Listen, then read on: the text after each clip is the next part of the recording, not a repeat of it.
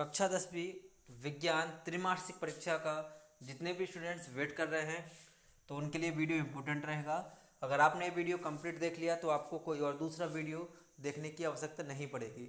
इस वीडियो में आपको कंप्लीट क्वेश्चंस बताऊंगा, आपको ऑब्जेक्टिव बताऊंगा और कौन से क्वेश्चन 4 नंबर के, कौन से 3 नंबर के हैं, सभी क्वेश्चन आपके यहाँ पे बताए जाएंगे। तो ध्यान से आप इन सभी इंपॉर्टेंट क्वेश्चन को कर लीजिएगा। देखिए, कल भी मैंने कुछ क्वेश्चंस आपको बताए थे और आज आपके एग्जाम में एग्जैक्ट वही क्वेश्चन देखने को मिले हैं। तो आप ध्यान से इन सभी क्वेश्चन को कीजिएगा और देखिए कल आपके एग्जाम में ये आपको बहुत हेल्प करवाएंगे।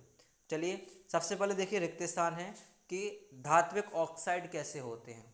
जो धात्विक ऑक्साइड होते हैं वो अम्लीय होते हैं या क्षारीय।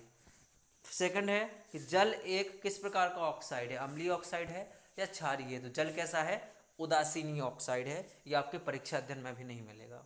फर्स्ट वाला तो मिल जाएगा आपका कि धातुएं आपकी अम्लीय होती हैं या क्षारीय होती हैं, लेकिन जल का ऑप्शन नहीं है। तो जल में आपको ध्यान से करना उदासीन ऑक्साइड आएगा। अगर लिखा है कि भंगुरता प्रायः किसका गुण होता है तो आंसर आएगा अधातुओं का। भंगुरता गुण किसका आएगा, अधातुओं का। इसके बाद लिखा है का उपयोग थर्मामीटर और बैरोमीटर में किया जाता है। थर्मामीटर और बैरोमीटर में क्या सिमिलरिटी है, किसका उपयोग किया जाता है, पूरी परीक्षा एकदम देख लेना, कहीं भी आपको आंसर नहीं मिलेगा। ठीक है, बिल्कुल।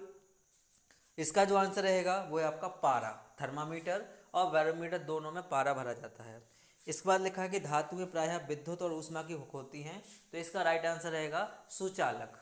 ठीक है, फिर रहेगा कि मनुष्य में एक तंत्र का भाग है जो उत्सर्जन तंत्र से संबंधित है, तो आंसर लिखना है वृक्क।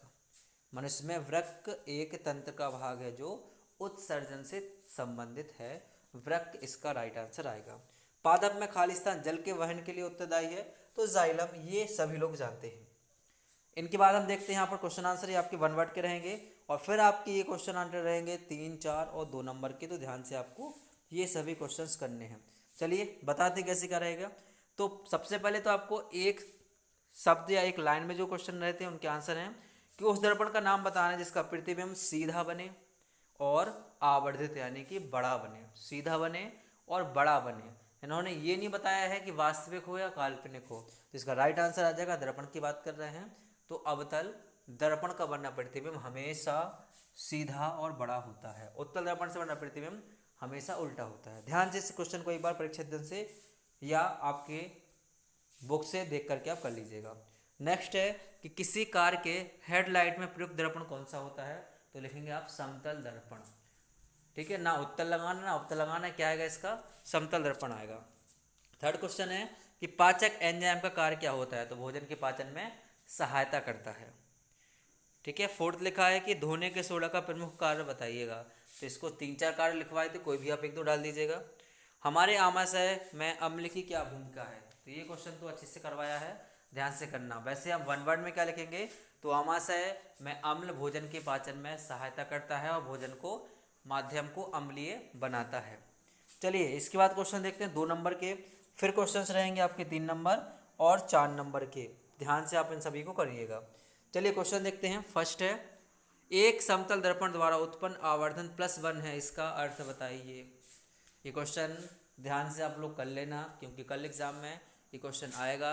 चैप्टर आपका पाठ रहेगा 9 पाठ, प्रकाश का परावर्तन और अपवर्तन, उस पाठ का प्रश्न है, तो ध्यान से आप इसको कर लीजिएगा।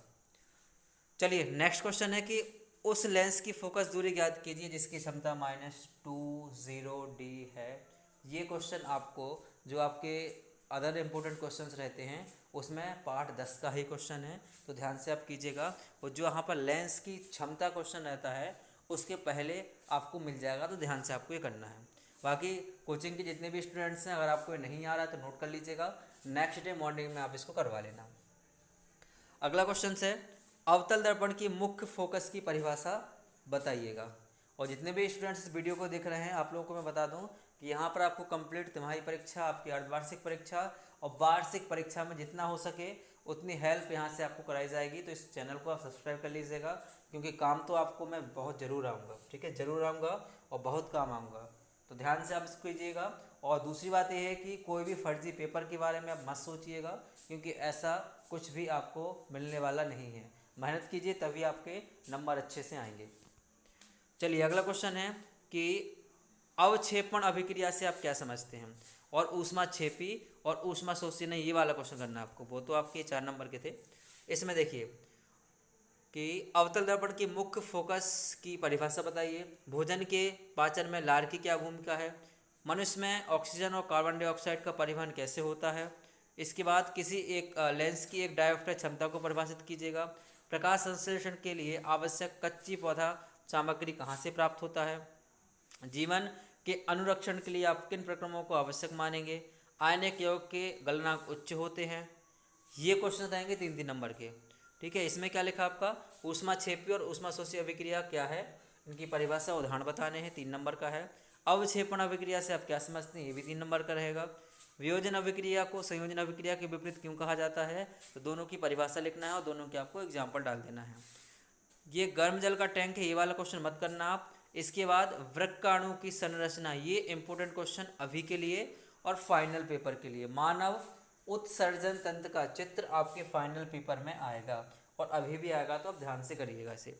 इसके बाद है कि हमारे शरीर में हीमोग्लोबिन की कमी के क्या परिणाम हो सकते हैं, मतलब खून कम होने पर क्या क्या होगा, तो ध्यान से आप इसको भी कर लेना। अभी तक ये परीक्षा अध्ययन में भी आपको नहीं मिलेगा, तो सभी स्टूडेंट इसको नोट कर लीजिएगा और नेक्स्ट डे इसको करवा लेना आप लोग। भोजन के पाचन में लार की क्या भूमिका है, पहले हो चुका है। धातु अधातु में अंतर, ये इंपॉर्टेंट क्वेश्चन से एग्जाम में आएगा, लेकिन रासायनिक गुण के आधार पर है और भौतिक गुण के आधार पर, तो आप रासायनिक गुण का क्लियर कर लीजिएगा। और लास्ट क्वेश्चन है कि प्लास्टर ऑफ पेरिस को आर्द्रता रोधी बर्तन में क्यों रखा जाता है।